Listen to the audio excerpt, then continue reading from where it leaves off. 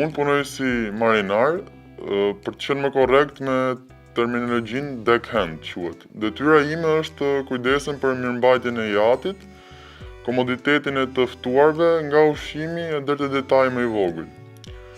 Patjetër dhe të ekzekutoj urdhrat e kapitenit. Nga jashtë duket si puna që ndërrojnë gjithë, po nuk është aq ideale sa duket. Shpesh herë më duhet të jem dëshmitar i sex parties, të merrem me kërkesat e prostitutave, të pastroj dhomat ku ata bëjnë orgjira, apo të pastroj provat e lëna në çdo cep të jatit nga kokaina.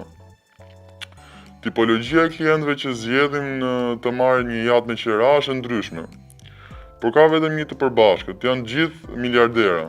Nga biznesmenët më të fuqishëm që e përdorin jatin njëherë me gruan e me kalamajt, e njëherë tjetër me dashnorën ose me miq, po ashtu me miliarderë që shirohen nga vajzat e reja deri tek fëmijët e tyre që organizojnë party.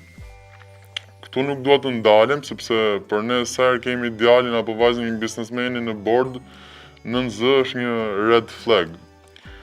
Ndryshe nga prindrit e tyre, këta fëmijë bëjnë një jetë të shfrenuar kur vinë në jat, dhe nuk kanë as taktin për t'u sjellë me edukat. Ata sillen sikur janë zotër.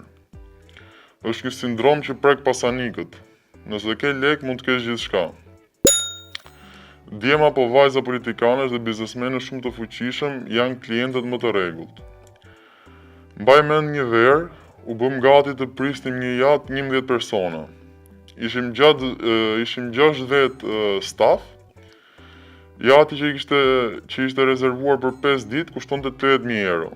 I dizenjuar për të akomoduar mbi 12 ftuar, me 6 suita, një master suite edhe një kabinë VIP.